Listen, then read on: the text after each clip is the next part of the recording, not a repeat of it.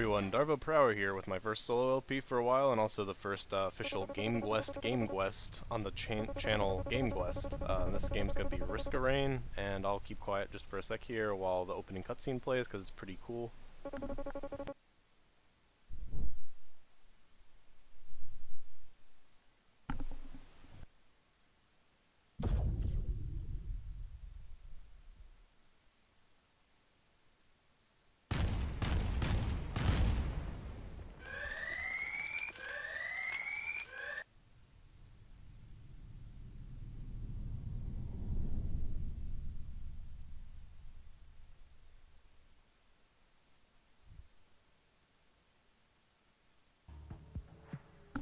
Alright, if that was a bit incoherent, basically what happened is there's a cool spaceship and that guy teleported onto it and teleported a bunch of monsters there and blew up the cool spaceship, and we were the survivor in that landing pod.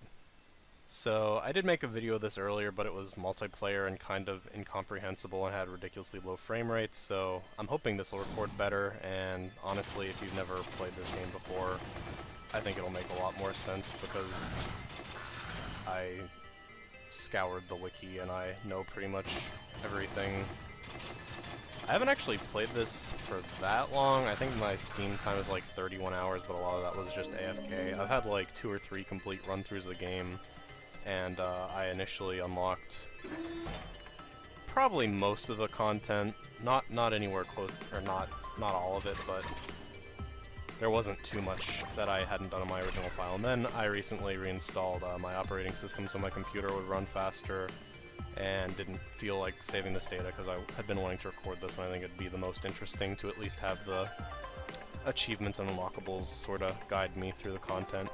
So this is a roguelike with platforming and shooting, like it's like 2D shooter elements in it. It sort of gives me a Metroid feel, but I haven't really played that many real roguelikes, so there's probably more apt examples, but I've been having a whole lot of fun with this. This is a pretty neat indie game because it was actually made in Game Maker, which I dabbled in as a kid. Never made anything near this coherent, but it was just made by 2 college guys, and they got a really great indie composer to do the soundtrack for it. But yeah, I like the aesthetic, the gameplay is really tight. Main problem is that it lags, but hopefully playing single player that'll be close to negligible. I think the only time I ever had trouble outside of multiplayer was back when my computer was like 3 years worth of unused files. I guess I'll try and get this. But, that's pretty cool. Alright, so for those of you who are just like entirely unfamiliar and can't parse what's happening here, you get 4 skills in a hotbar. One of them is your basic attack, which is Z, which is the one on the far left, and all of them have pretty cool names. If I wasn't trying to play reasonably well, I would also rumble. Let's do it. So yeah, I have double tap, fire the gun twice, full metal jacket, which pierces, tactical dive, that's my invincibility thing here, and suppressive fire, which shoots a whole lot. Later, you'll get on-hit effects that make some of this guy's abilities really good. And I guess another kind of problem with the design of this game is that this is probably my second least favorite character to play out of 10. Now, I think there's something to be said for like having really cool unlockable content, but basically everyone who I've talked to had trouble initially getting into this because the learning curve is so bad. I haven't even explained the main mechanic of the game. There's a teleporter that randomly spawns in these levels. There's 6 levels total, and each level has, I think, 2 different variants with some exceptions. Or 2 different maps that can spawn in, and then each of those maps have something like 3 variants with relatively negligible differences. But you want to activate the teleporter, and then a boss will spawn, as well as a whole lot of basic enemies. Luckily, I think I got the easiest boss in the game. I should be good enough that I don't really need to worry about it. Okay, so I used my use item there. I haven't really explained items, but I'd like to think this is relatively intuitive. Honestly, those green fire guys, Greater Wisps, are kind of more of a threat to me than this jellyfish boss. Oh gosh, okay, I'm gonna get off of here because of that exact reason. Those green guys just make a explosion appear like up to a pretty far distance in front of them, whereas this jellyfish guy, if you keep moving, it's pretty trivial to dodge all of his attacks, although they do hit pretty hard. So yeah, the reason this guy is such a bad character is basically because his advantages have to do with a high rate of fire, which means that once you start doing cool on-hit damage with your moves, he'll do a whole lot of damage. But that makes the start of the game pretty difficult, and when you're first starting out, it's almost unintuitive that you want to activate this teleporter and spawn the boss as fast as possible, because another sort of innovation selling point about this game is that the difficulty actually scales with time, not with level.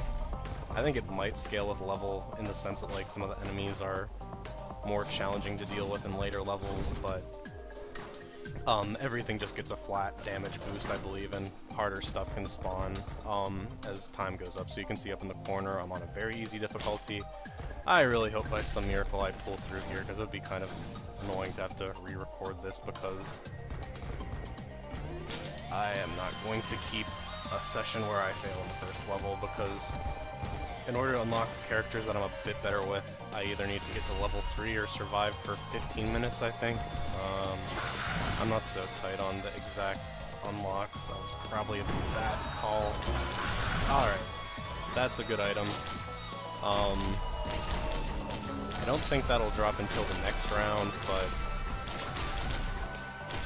that gives me a relatively common item that makes enemies catch on fire when they die, which does nice area of effect damage.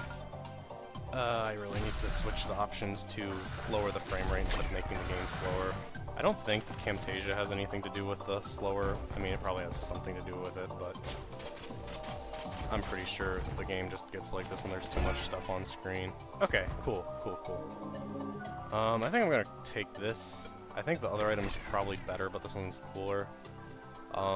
So yeah, you use items, you press G, and they do relatively powerful effects, usually like some kind of buff to you or a strong attack to enemies, and then they have a cooldown timer.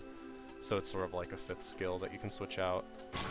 Later in the game, these become kind of annoying because you can only ever have one, and there aren't too many great ones, and basically I always get disappointed that I didn't get a regular item, because another cool thing about this game is regular items stack and are relatively easy to come by, which sort of screws up the difficulty curve. I mean, I kind of hate to say it, the only other roguelike I've played to a significant extent is Binding of Isaac, and one of my problems with that is like it's so hard to consistently get items and basically stop giving them to you, so that makes it really hard, but not much fun. Whereas conversely, this one is fun, but after you get past the start, and this is a really slow start, but I think I'll be fine because I'm just gonna get stronger from here. I don't know. I wish I'd gotten more real items instead of use items, but what are you gonna do? I have some money. I think there were some chests. But yeah, you can start carrying ridiculously because you can go through levels as much as you want, and that difficulty meter does max out at the top. And if you're playing relatively well, you should at very least be able to get items fast enough to keep up with the enemies growing stronger, if not totally overtake them. And then obviously when the enemies stop growing stronger and you don't, you can overtake them. And I don't think I've ever beaten the game without being like horrendously overpowered, but I think I could at this point. Final boss is pretty tough, and I enjoy becoming ridiculously overpowered. Okay. I think I'm more or less in the clear. Let's try this. Okay, so shrines have a chance of dropping items. Oh my gosh, that's normally a good item, but whatever. So this shrine is unique in that it spawns these little imps, and then when you kill them you get a guaranteed item. Crap. I don't think I'm gonna... Oh. Wow, that timer's a lot longer than I remember. Oh, that's a nice item. 15% chance to bleed and do, I think, 10% damage on hit, or additional damage when you hit Oh, okay. I'm pretty happy with this run. You get really... This is a great early game item. Oh, that's what it does. Every time you kill an enemy... Yeah, that makes up for everything. Those red items are pretty rare. I'm just gonna blow the rest of my money on this shrine and call it quits. Yeah, I probably could open another chest, but at this point I think getting into the next level while it's still easy before it gets normal, or very normal, would be the best use of my time. But yeah, I'm feeling relatively confident about this run. I guess that's the last I'm gonna say about that, because you can die really unexpectedly in this game, and unless I get reasonably far and unlock a lot of cool stuff, I'm not going to upload this. This is one of my favorite levels. I think this is my favorite of the two options for the second level. Nice ambient music. I like the underground design. Mushroom enemies are always a plus.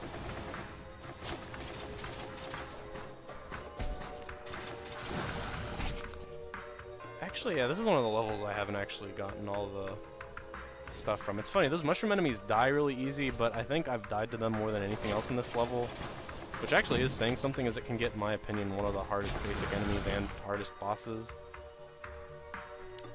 But those clouds of spores that the mushrooms put out do pretty strong damage over time. So I'm going to play it safe. I got that mushroom earlier. I think I might have actually healed with this, but you get a percentage healing every second you stand still past, I think, 4 seconds. It's one of the most reliable ways to heal because it's percentage based, and everything else I think is flat. Now some of it is flat in the sense that it's a percentage of the damage you deal, and there is an item which de-randomizes items. So actually I've only even beaten the game with those settings on, where I kind of get to give myself a forced good build, so the game's probably harder than I give it credit for. It's easy when you specifically play it in a way that reduces the chance of anything hard happening, or hard to deal with happening. Yeah, see, this increased health regeneration, I think that's just like 1.5 health per second, which isn't bad now compared to your default rate of healing, but as your HP grows exponentially, I don't know if it's exponential or not, but as your HP grows, that becomes less and less significant, because enemies start doing more damage to it. I think I'll just buy the second mushroom just because I really do want to get relatively far in this run. So I think the mushroom actually stacks very nicely. It just doubles or adds the original effect for everyone that stacks, whereas most will have like a strong effect first and then maybe increase it by half after that. Oh, that's good. So that thing on the ground there is a drone. That is a specific sort of type of item that's a little robot that shoots things, and that's one of the most reliable ways to upgrade your DPS when you can't pick and choose your items.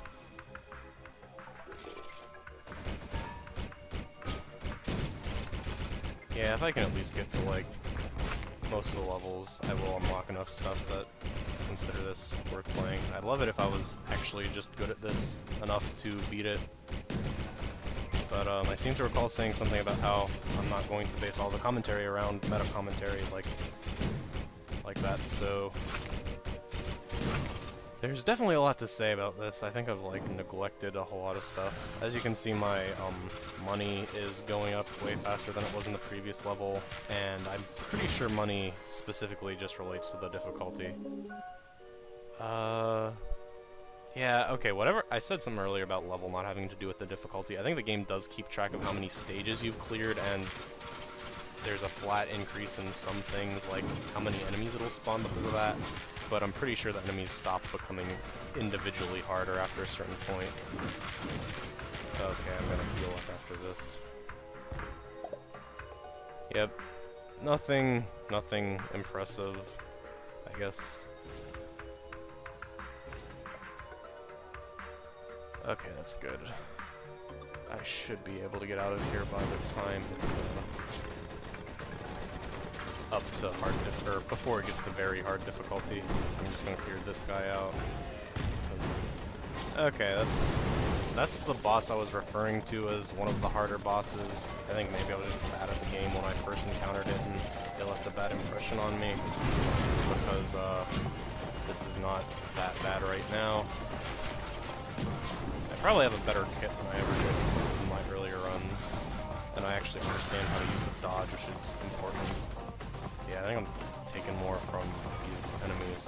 At least he did spawn right next to the teleporters, so that's not going to be a problem. Sometimes you waste a whole lot of time trying to find like one enemy that spawned earlier.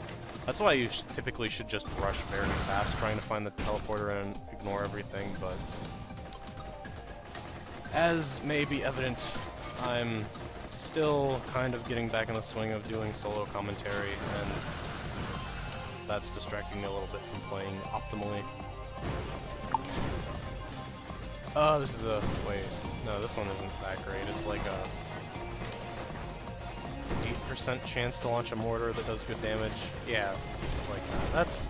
That's not bad, but there are other things that are higher rarity that do an equivalent effect that's much better.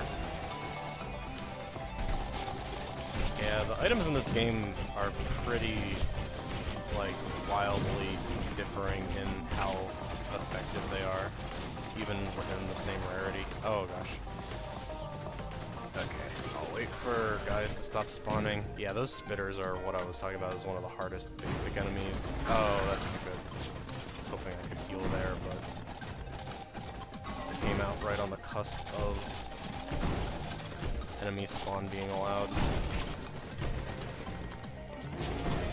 Yep, certainly not an optimal run, but good enough. I'm definitely going to unlock the second character I like to use. Or not really the second character I like to use, but the first character that you typically will unlock that I think is better than this one.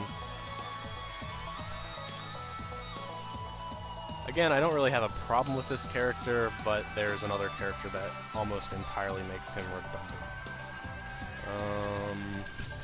I really wish I had something to spend all this money on. Let's kill. Okay.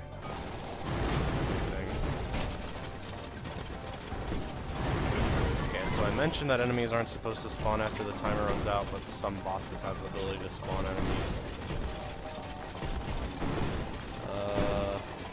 Yeah, oh, this is actually pretty nice. I got a second of these will-o'-the-wisp. That is what's making enemies blow up on death. I think it's 15% chance, and then additional ones increase the probability of it happening. Okay, I'm gonna gamble. I'm gonna say there's no way I'm going to beat the next level before it gets, before it gets to very hard and extreme or intense or whatever the next difficulty up is. I almost definitely will be in that either way if I spend the extra minute here or not, so I am going to get this drone and hopefully items, but it doesn't look like it. Drones are almost always worth it though, and this one's actually pretty cheap. It is a basic drone. There are 3 tiers, well, sort of. There's like 2 tiers of basic attack drones, and then I think a couple effectively tier 3 drones that are more expensive and have a more unique attack that either pierces or does more damage. That might have been a bad call, but with characters that are decent at kiting, which Commando, who I'm playing, actually is, more or less, that can be pretty helpful. And you do get experience out of that, so I did get a level up.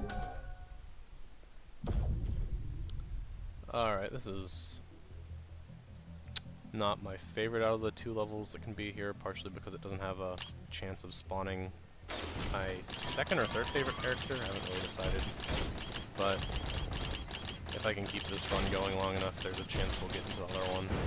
Okay. This isn't even the cool variant of this level that I like, I don't think, but it's a unique level. Pretty cool design, very vertical based, although you couldn't guess that from what you've seen so far. And it's, yeah, the broken bridge, whatever. There is a variant of this level where that bridge structure, or, well, I guess those pillars extend up and form the foundation for a very big bridge. And I mean, they do that here too, but those two are broken here, and there's a variant of the map where they aren't, and that variant of the map also has the ability to go to a bonus level that's good for farming, but I don't really have the item that makes farming really useful, so... And that item would be one that makes you gain a hit point every time you kill an enemy, which is probably the single most broken item in the game, and makes a lot of things feasible that maybe shouldn't be, because it makes literally everyone impossibly tanky. Oh, that's one of the top tier drones I was talking about. This is a laser drone. I'll probably just save my money and pick that up if there aren't like a ton of chests up here. Then again, that is assuming the teleporter's up here, because it would probably be kind of inefficient to climb up there again with my current loadout.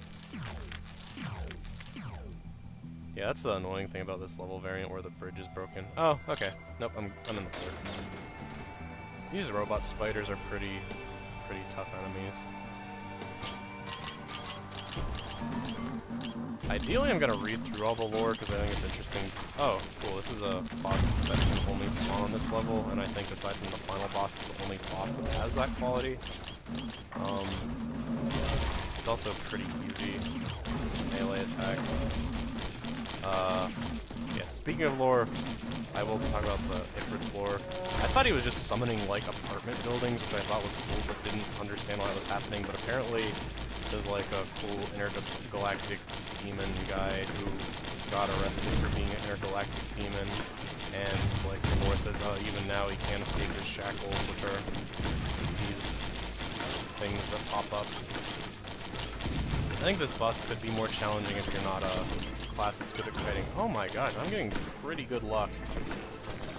Maybe I just had bad luck on rare items like the first couple times. Oh yeah, I'm gonna change the frame rate setting while I'm thinking about it. Frame skip. Oops, it was on. Okay, well, this game's not super optimized. Yeah, I think I'll just take this turret. Oh, cool. I'm pretty sure that item makes you, temporarily get a bunch of drones. Or wait, no, was that... I don't remember if that was orange or... I think it was orange. Yeah, so it would be a use item, and that was probably the one that just makes a bunch of drones show up and help you for like 15 seconds. There's other items that upgrade drones, and another use item that heals drones, but I don't think it was either of those. Yeah, definitely wasn't. Oh yeah, so that cube of meat I got made cubes of meat spawn from enemies. Sometimes when they get hit, which is nice, they heal 6 damage, 6 health right now. And every little bit helps. I'm actually feeling pretty confident about this run just due to the amount of drones and red items I have this early on. That is to say, this isn't particularly early on. Oh, was I saying earlier I didn't think I was going to be able to beat this while it was still in very hard? I wonder if I, like, miscounted something, or I guess I was just sort of... I found the teleporter relatively quickly for this level. Alright, sadly not quite enough gold to warrant, oh, 38 enemies. Okay, maybe I'll have enough to buy that laser drone. It hasn't happened yet, thankfully, but drones can take damage and get destroyed, and then you have to pay money to repair them. That is typically more than they originally cost to repair. I was gonna say originally cost to buy, but you technically find them broken. And that is why that first item, the, what was it, sacrificial knife, is very good. This might actually be better than, this being the thing I got from the jellyfish boss, might be better than the,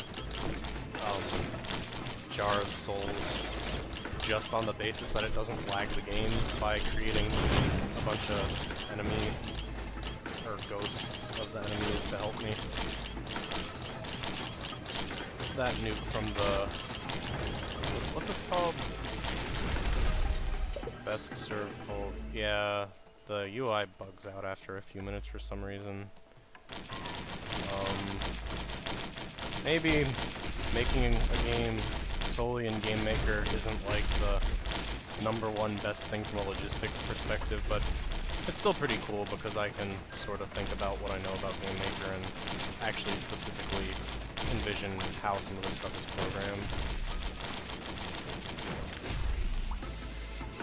But yeah, back to what I was originally saying about lore. Those robot spiders, for their lore is that this is what, like, hackers use, and they put them on spaceships. Oh my gosh! I'm getting a ton of, like, my favorite items, and I'm going to die if I keep that up. Yeah, those red enemies have a chance to spawn homing rockets that do a ton of damage. I really wish I could get some of my favorite items that are tankier. I think I'm gonna be fine though. I can basically stun lock them at this point. Oh yeah, okay. Those enemies are probably among the hardest, because they have slow attacks that don't obviously telegraph compared to some of the other attacks that do a ton of damage at the cost of not being ranged, and as you could maybe guess, this game can get kind of hectic with a ton of enemies on top of each other, and you can't really tell what's going on, which is another reason why drones are super good. I am kitted out very nicely right now, though. I don't think I've been explaining every single item I've got. Well, okay, that might not even be true. I think I have, except for these last two. The rare item I got on the last level, the gun-looking thing, is what was making those, like, beams of light appear between me and enemies, and that does constant damage. It has a chance of triggering on hit. And the thing I just got, that's the drill, is a Gurren Lagann joke, and that makes every fourth shot pierce, which is pretty nice. Or it doesn't make every fourth shot pierce, every 4 shots you additionally fire a piercing shot. And all of these items that have percentage on hit are good for this character, because his whole gimmick is that his ultimate ability is just a ton of hits. Oops, I probably should have looked over there, but getting here on very hard was probably useful. I'm actually not sure if it takes what it was when you got to the level, or just what it is, but every second counts up until you're up at the last difficulty. Unless you are abusing broken item combinations, at which point you can basically do whatever you want. But I am not. Oh.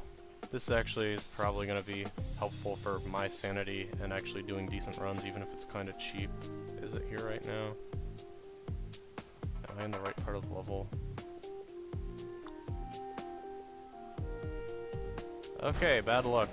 Some variations of this level have a artifact, which is the item I was alluding to earlier, that isn't actually like an item you use in the playthrough, but actually changes the rules of the game, and you select it when you're starting up your game. And the one that I'm interested in is the one that replaces every given item with a... Oh, this is nice. This is a thing that doesn't always show up. That was supposed to be someone's corpse, and that's an enemy that doesn't normally spawn here, that wasp. I think the implication is that something in this level... Or, I think the implication is this level is a hive of those things, but that's been abandoned for some reason.